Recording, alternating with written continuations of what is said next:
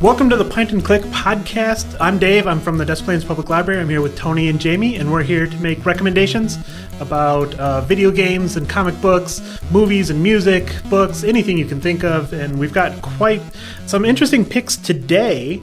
I'm going to go ahead and go first. I have been watching Walking Dead, the show on AMC. It's been around for years, but this half season that they've just started has been spectacular. I don't know if you two have been watching Walking Dead. A lot of people start and give up, come back, stuff like that. But if you like the show, this is definitely the time to come back. Technically, we're in episode 9 of season 6. It gets confusing because AMC does, here's a first half, here's a second half. But our survivors are now kind of stable. They have their own little city. They've got little walls. They've got houses. And they're starting to create an economic network with other survivors, trading supplies, trading food, sometimes medicine, sometimes skills, like if there's a doctor available in one city and not in another. And that economic network is coming under siege by a gentleman named Negan. That's the character's name. Mm-hmm. And our survivors, Rick and Michonne and Carl and several more that have made it this far, are basically hiring themselves out as mercenaries. Like, we'll just go kill this guy. Okay. Give us a bunch of food and we'll go kill this guy for you and kill all his men.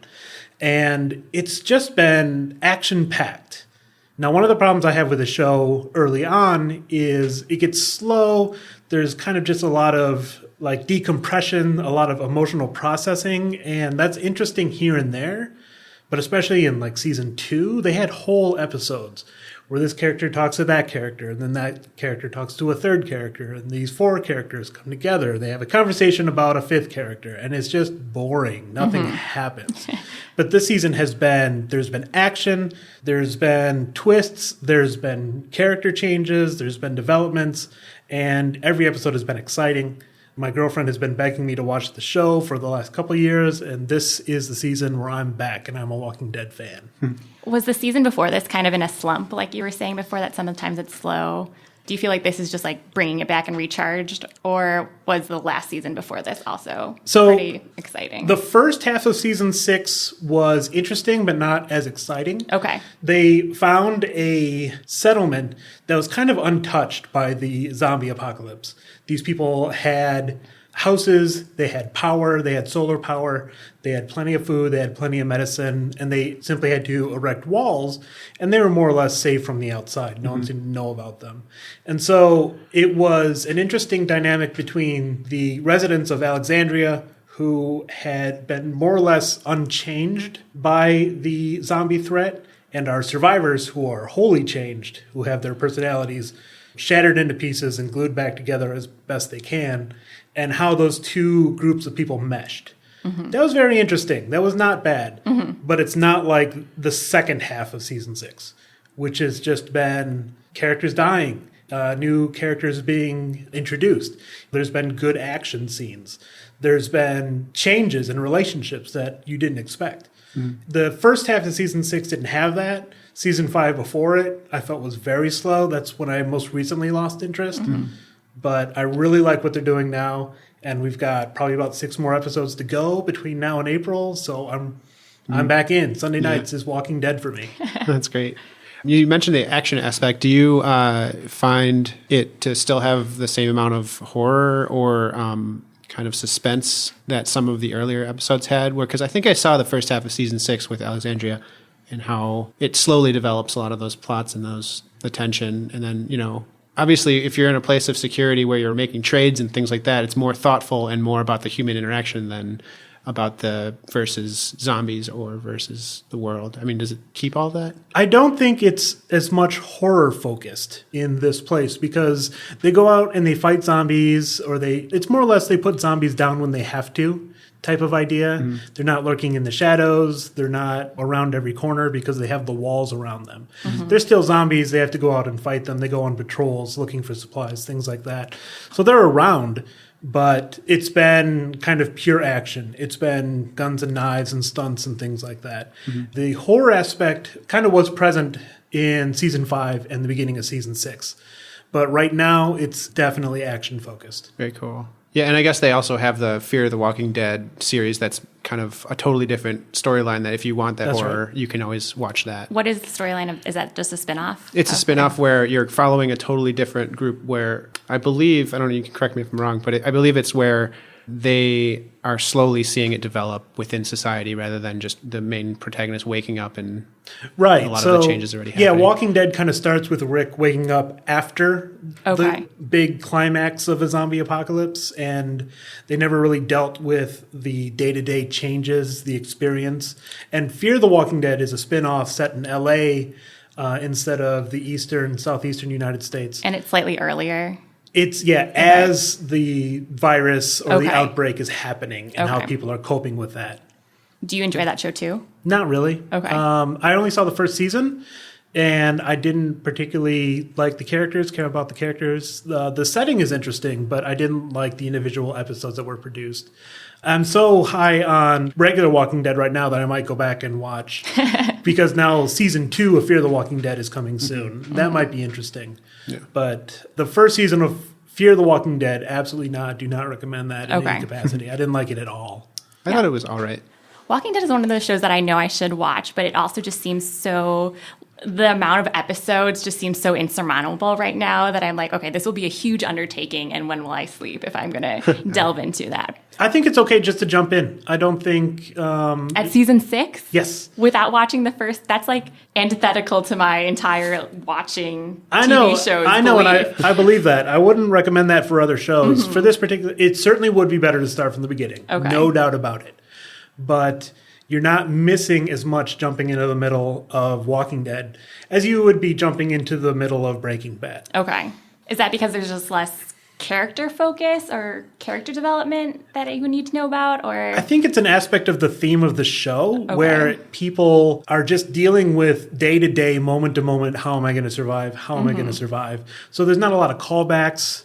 There's sometimes flashbacks, but those are very clear within an episode, how they relate to a character. I've also read that one of the mantras that the creators live by is that they do kind of want to reinvent it every 8 or so episodes to basically present the characters and the audience with something very new and very different from what they expect.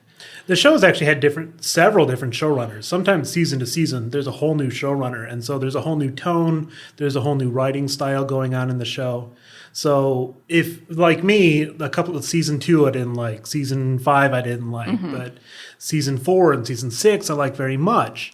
So if you were to start from the beginning and if you were to slow down and be like, I don't know if I like this show so much, like skip forward a season. Okay. Or skip forward to the present. Don't let the slow seasons like bog me down. Right, and exactly. Make me quit. Because there's good stuff in there somewhere. There's good stuff coming. The first season is great. It was very expensive and very carefully produced. So even if you just want to watch those, I think it's 6 in the first season, just watch those and be done. That's also not a bad idea. Okay. So that's second half of season 6 of Walking Dead on AMC Sunday nights. So Tony, you're up next. Tony, what are you going to talk about? All right, so I'm talking about 2666. It's a play that I recently saw at the Goodman Theater, which ran between February 1st and March 20th. It is a ridiculously ambitious project for a play because it's based on a 900-page novel. The play itself ran for 5 hours, including 3 intermissions. Yeah. Oh, my goodness. And I for some reason didn't realize that when I got in the car and we got there. But I had previously listened to this audiobook, enjoyed it. I enjoy this author, Roberto Bolaño, who's a Chilean author. So the play is actually split up into 5 parts, similar to the way the book is split up into 5 books.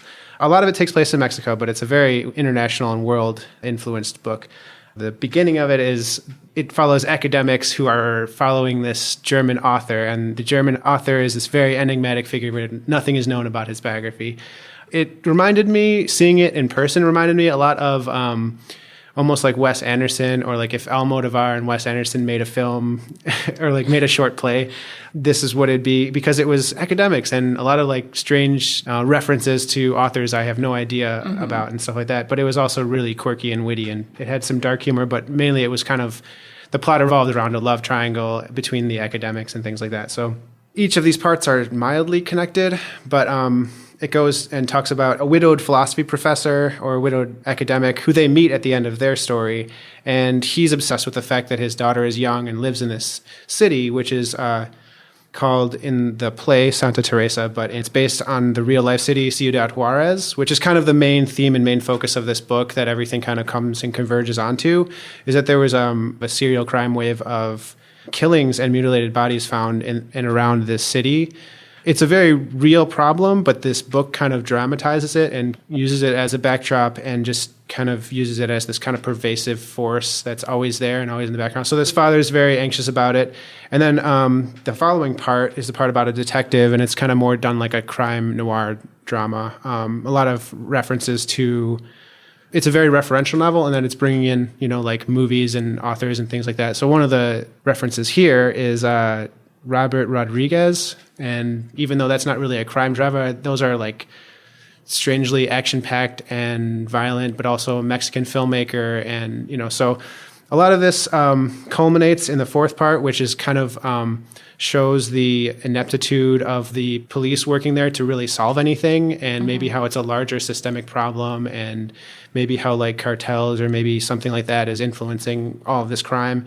And then finally, the fifth part is about the author itself that these academics are pursuing and trying to find out. And they're hot on his tail, it would seem, at the end of their story. But we learn kind of the whole life picture of this enigmatic German author and how his life somehow tangentially relates, and how he was, a German in World War II, and how he afterwards found writing as a source to unleash his creative force, and then how he created all these great works. And it's kind of strange because it's very difficult for me just explaining from the synopsis for you guys to draw connections between these. But somehow in the way that the story is told and then seeing it unfold, it makes it really obvious how like the violence of the war might be related to the violence of different parts of this story. And I would just say, number one, it was an amazing production, and I can't believe that like 15 actors portrayed 80 characters and basically were on stage for that long and remembered all of those references. Like that alone was a fantastic thing to see. But then reading the book is also a transcendent thing where it's greater than the sum of its parts. And I was actually really happy to have read it after reading it, even though like the really violent parts about talking about the crimes and talking about the police force and things like that were really difficult to hear. It's definitely like for mature audiences, and it's very, at times very sickening even. But yeah, I guess I would recommend the book, or at least to definitely check out Roberto Bolaño as an author if you get a chance to. What was the tone? Was it fun? Was it gruesome or dark? I would say it was generally light to begin with the academics, and it would change from, act to act.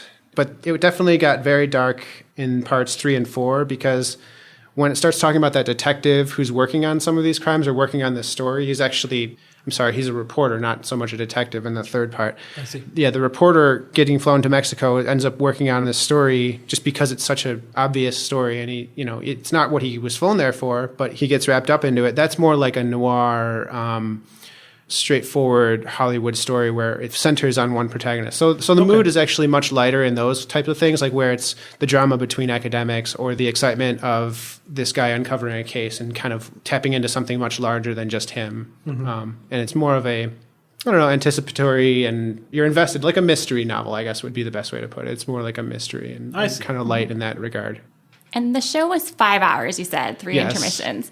So how did it keep you engaged for that long of a time? Because that's almost unheard of for shows. Yeah, thank you for asking, because I really wanted to bring up the fact that it was the lights, sound, and projection and set were all incredible. Okay. Parts of the set would double as projection screens, so they could turn it or project words.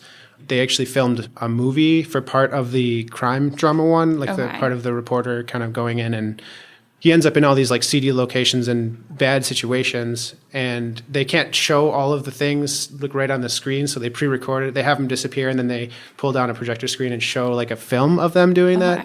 And then I think the fact that they changed tone so many times made you not feel like you knew what was going to happen, in the fifth act or something like that. Like you just had no idea what was coming up because, one part was so different than the next. So they kept it visually stimulating with different multimedia stuff, and then with the different stories. Yeah, exactly.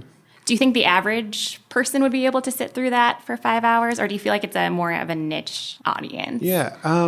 No, I do think that if you're interested in like the artist's involvement in like larger problems, or if you like a literary style of novel that's kind of like maybe self-referential and things like that, that you'd be pretty interested in it. I don't know that anyone would get a kick out of it. I think it's kind of political and it is kind of specific about this place, but it is connected to a lot of other themes. So I don't know. I'm not really sure if other would, because I'm someone that has already read this, and then my wife, who I saw it with, has already read something by this author, so she kind of knew what to expect. So it's hard to say. Okay. Well, thank you, Tony. Jami, you're up next. Jami, what do you got to talk about? I recently started using this app called Cliq, C-L-I-Q, and it purports to help you meet new friends.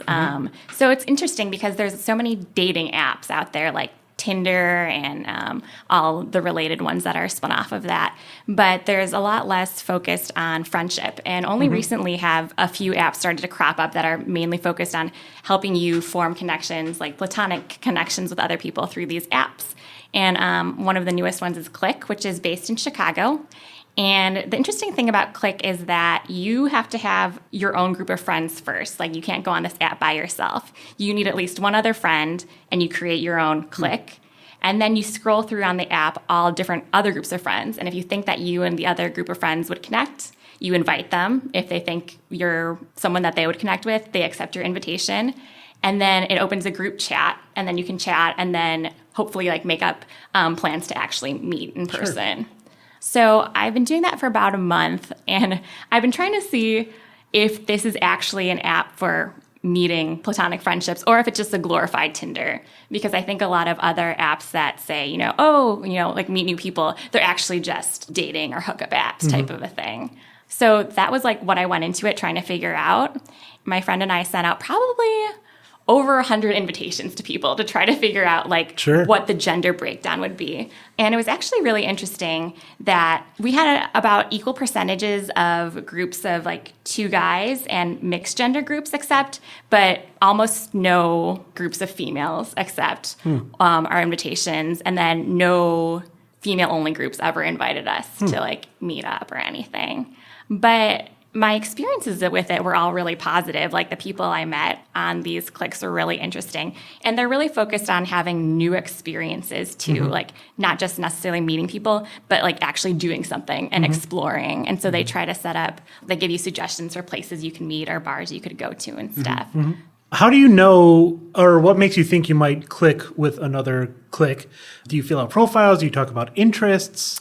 Well, that's really interesting because at this point, the functionality is really minimal of how much information you know about the other person. Okay. So you have 5 photos, and then you know their first name, their age, what school they went to, and their job. So right now they don't have a profile, even though that's something they're working on. So you're solely basing it on 2 bits of information, your education and your job, which are mostly like class and, intellect-based judgments. And then whatever is in your photos. So people have to try really hard to express their personality in your photos. So someone's riding an elephant, or you're hiking in the woods, or you're reading Eat, Pray, Love, because that's your only chance to express any type of personality you have, which I thought was interesting. Yeah. I'm interested to see how it changes, like who invites who and things like that, once you actually do have a type of text profile where you can say, these are the specific things I'm interested in, or, this is what I kind of want to do on this night, or stuff like that. Right. I went on a Cliq with this guy who was part of this, like, social club in Chicago called Soho House, and my friend and I met up with him there, and it was, like, this beautiful, like, club in Chicago that I had never known about, and it was kind of like a country club but for hip young artist Chicagoans, and there was a boxing ring in the middle, and just people were just like duking it out, and I was like, I have never seen a place like this before. So it's kind of like, it did introduce me to new experiences and things like that, but I think it's interesting that while there is not an overt kind of like dating atmosphere on the app, it does seem like people are only interested in the opposite gender of hanging out. So it does seem like, at least in the back of your mind, people do want to keep that option open, I think. Sure.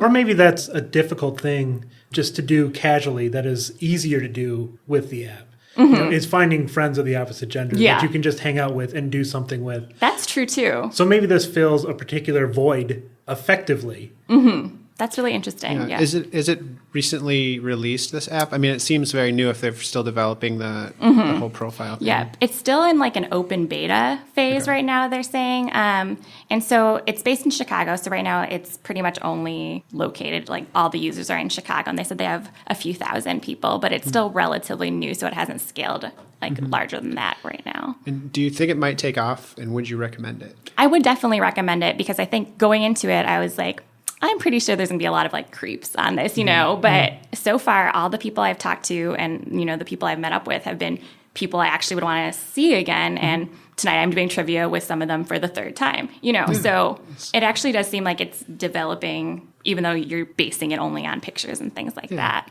Sure. I'm already wondering what my 5 pictures would be. I know. I had to keep switching mine up. I'm like, which ones would be the most successful? What would make me most appealing to new friends and things like that?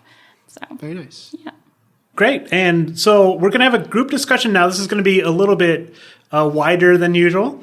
It's going to be about The Fast and the Furious, all 7 movies, which ones we like, which ones we don't like, the entire series as a whole, the coming of Fast 8, the success of Furious 7.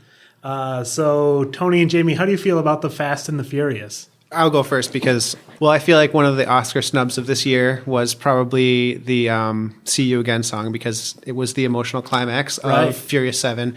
My history with The Fast and the Furious began about 2 weeks ago, and I've since watched them all because I saw the 7th one and basically... That's great. It was a transformative experience. I think part of going into watching the 7th one, I love action movies and I have this... I don't know exactly why I liked this one so much other than I knew going into it that there had to be something redeeming and awesome about it because I had a good, solid recommendation from a friend I trust.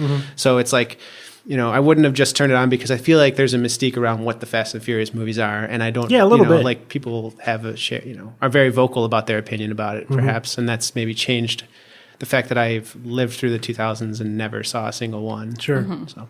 Yeah, speaking of never seeing a single one, I saw the Tokyo Drift one, which I think is number 3. That's right. Is it the third one? Okay. And I enjoyed it, but I think I don't understand the whole phenomenon of it without seeing all of them. So I'm curious as to what makes this sequence of movies, so engaging that they would be on number 8. In my experience with The Fast and the Furious, number 7 came out early last year, and in the beginning, the first couple of movies are kind of just racing movies. Kind of, let's all look at cars and let's have just fast cuts of, here's a steering wheel turning and a gas pedal being pushed. And that was my impression from what I saw. And that's 3. kind of it. Yeah, for 3 as well. Once they got into 4 a little bit and 5 especially, it became a full blown out action movie. 5 is a heist movie. Okay. We're gonna steal money from a drug dealer, I think, and how are we gonna do it? It's kind of like Ocean's 11. Yeah, we need to hire the perfect team and right. Oh, I never knew that. And then how can we steal the money from this drug dealer? 1, and 2, how can we use cars to do it? Okay, so the cars become like secondary kind of to this other. They're central, but it's not just about racing. Okay. 1 and 2 are just about competing in street races.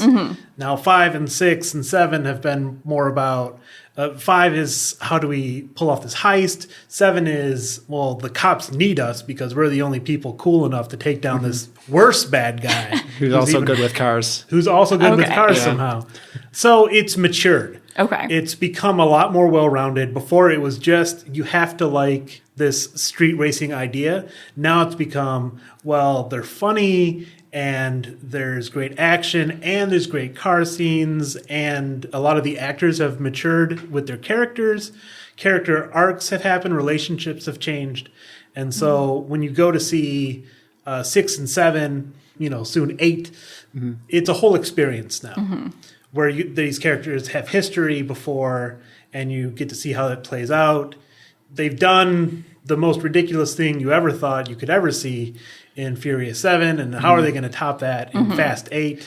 That's how I felt, yeah. I mean, I had no idea what I was getting into, so they topped the most ridiculous thing I'd ever seen in 7 right after they did something ridiculous. Yes. It's like, but then it really pushes the envelope in terms of they kept all of the original camera and looking at the RPMs and looking at the gear shifting and things like that. They kept a lot of that in the modern action scenes, which is actually kind of incredible.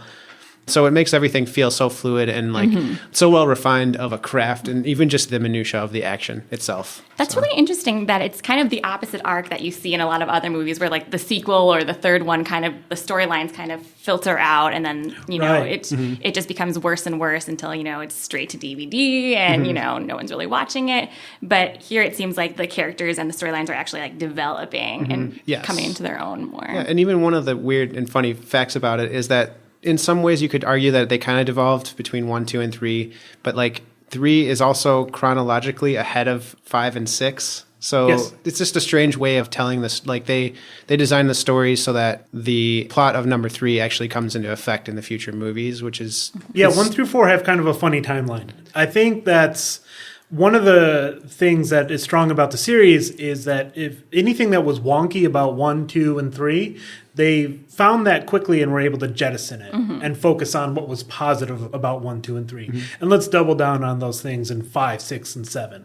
It's almost like a TV series in a lot of ways. Like it's evolved to the point where you want to find out what's going on with the characters, what's their next thing. And once you're into it, you're kind of invested in the whole thing, I guess, is part of it. Like once I watched 7, I was invested to find out how did they get to that point. Sure. So I just love Vin Diesel. I mean, there's nothing wrong with that. No. I think he's great. I think he's great in these movies. I think he's great as Riddick. And so Love Riddick. Always excited to see a new Fast and Furious movie, if only for him. I like Ludacris too. But it's great in those. One funny thing about the series is if you've never seen a Fast and Furious movie, I would actually recommend that you start with, say, 5. Okay. Don't necessarily watch 1, 2, 3, and 4. I think 4 is really bad, actually. Okay. And 3 is strange because it's out of continuity. And then 1 and 2 are not bad. They're all right. But 5 is the one. 5 is the first one with The Rock. So, again, Dwayne Johnson and Vin Diesel. He plays the character he was meant to play. I feel like I was a huge fan of The Rock. When I saw him embody this character, I haven't seen like very many Rock films. I think I saw the Doom, and I haven't seen very many other films. But like he just plays the perfect hard ass cop. It's just so perfectly designed for that person, Dwayne Johnson. So it sounds like I'll have to go against all my beliefs and start this and The Walking Dead like somewhere in the middle, halfway through. I know. To get the best part. And I'm sorry, they introduced him as an antagonist, which is also great in 5. In 5. So, but then he comes around again. These relationships, they twist and turn in ways that an action movie, what you would think of as a dumb car movie, shouldn't have relationships this strong. And it's not drama, it's not poetry, but it's not bad. Okay, enough happens to keep every movie interesting along the way. So, Fast 5 is a good place to start, or just go watch 8, like when it comes out in theaters. Like, I'll have to watch at least 5, 6, and 7 before I can't just go in seeing 8. I need to have a little background. But it's a phenomenon now. Yeah. Furious 7 made $1 billion in 10 days, something like that, worldwide take. That's so interesting because we're not really a car culture anymore, compared to, like the 60s, where and these movies are still doing really well. But if you do love cars, they're awesome movies too. They're like even better, which is So it's like bonus. Yeah. If you don't like cars, there's nothing like pulling you back. It's not a detriment. At 1 and 2, you gotta like cars. Okay. You gotta like cars. You gotta like street racing, and you'll like 1 and 2. If cars aren't enough, they start adding guns. They start adding money. When 5, 6, and 7 come around. Okay. To make it much more broad appeal. I have a lot of friends who you would not expect to be Fast and Furious friends who love these movies. And again, it's the later ones that have really sold them on this is good. Or they'll go see 7, just say, why not? I don't know, just whatever. And they came back from 7 and they're like, oh, should I see 6? Should I start from the beginning? And suddenly they're into it because just one of them was enough to grab them. Okay. Well, I'm convinced I will watch. What is the name of the 5th one? Fast 5. Fast 5. Okay. I know it gets complicated. Yeah. Too many alliterative words, and they keep switching them around the order. I'm very proud of myself here at the library when a young boy comes up to me and asks for a random Fast and Furious movie. He'll say, give me Fast and Furious 3. I'll say, aha, that's Tokyo Drift. I know which one it is and where to find it because they all have, the Fast and the Furious versus Fast and Furious. That's 4. And then we got Fast 5 and Fast 8 are going to, come on either side of Furious 7. Needlessly complicated. At least they're adding numbers now. Yeah. Furious 7, Fast 8. That'll make it easier. Do you think they can keep going? Like, what is the, the threshold I mean, the real threshold is when they stop making money, and 7 made a lot of money. Okay. So I'm sure they're going to make 8. I don't know, though, with losing Paul Walker, you think would have been the end of it, but they're going to keep it going. So I'm excited to see what else they do. And it really is, I mean, Paul Walker was the original. Him and Vin Diesel started the whole thing. They were friends throughout making the series. But now it's become just such a huge ensemble of the same actors, the same characters coming back movie after movie, that it can still be interesting. The characters are still compelling, even losing someone as big as Paul Walker. So that's Fast and Furious, The Fast and the Furious, The Fast and Furious, however you like to call it. Tony and I recommend it, and I think Jamie will be a fan soon enough. We'll revisit this next time after I've watched them. Okay. I can give my opinion. Okay, well, that's the podcast for today. Thanks, everyone, and we'll see you next time on the Pint and Click podcast.